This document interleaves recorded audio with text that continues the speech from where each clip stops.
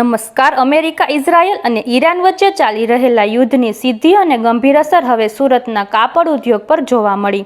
Dubai તરફ જતું કાપડ એક્સપોર્ટ લગભગ બંધ થઈ જતા વેપારીઓ મુશ્કેલીમાં મુકાયા. કાચા માલ તરીકે વપરાતા યાર્નના ભાવોમાં થયેલા તેજ ઉછાળાને કારણે ઉત્પાદન ખર્ચ વધી ગયો. તેની સાથે જ બજારમાં મોંઘા કાપડની માંગ ઘટી રહી અને કારીગરોના પલાયનથી ઉદ્યોગને વધુ ઝટકો લાગી રહ્યો.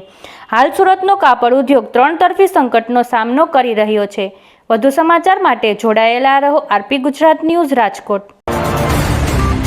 અને જે રીતની ત્યાં યુદ્ધની પરિસ્થિતિ છે, છેલ્લા 22 દિવસમાં એક દિવસ પણ એવી આશા નથી થઈ કે આ યુદ્ધ હવે અટકી જશે. અને કેટલું ચાલશે, છેલ્લા 3 વીકથી અમે લોકો જેમ તેમ કરીને ફેક્ટરી ચલાવીએ છીએ. જે માલ મટીરિયલ છે તે ગમે તેમ કરીને અમારી ફેક્ટરીમાં લાવીએ છીએ.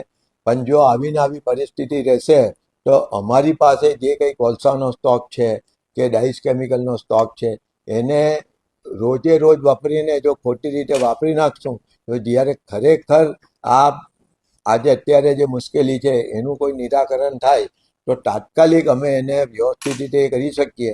એટલા માટે અમે લોકોએ અઠવાડિયામાં 2 દિવસ બંધ કરીને અમે લોકો જેમ સ્ટીમના કોલસો છે, કોલસો સી રૂટમાં તમને ખબર છે કે બધેથી અત્યારે અટકેલો છે.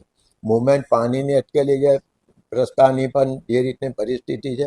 આવા સંજોગોમાં જે કંઈ આપણી પાસે મિલમાં કોલસાનો સ્ટોક છે કે ડાઇસ કેમિકલનો સ્ટોક છે એને કેવી રીતે વ્યવસ્થિત વાપરવો ને 5 જ દિવસ અમે ચલાવીએ ને 2 દિવસ રજા રાખીએ તો આવતા વીકમાં પણ ફરીથી પાછા 5 દિવસ ચલાવી શકીએ એવી પોઝિશનમાં દરેક મેમ્બર રહે ને એને રીતે કોઈ રસ્તો નીકળે. ત્યાર પછી 15 દિવસમાં કોઈ સારા સમાચાર આવે.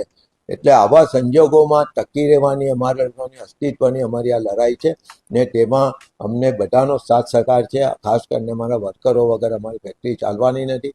અમે વર્કરોને પહેલાં વિશ્વાસમાં લીધેલા છે. બીજી વસ્તુ કે કોલસો જે જોઈએ, અમે સ્ટીમ જોઈએ, એના વગર પણ ફેક્ટરી ચાલવાની નથી. તો અમારી પાસે જેટલા પ્રમાણમાં કોલસો છે તેનો પણ વ્યવસ્થિત ઉપયોગ કરશું.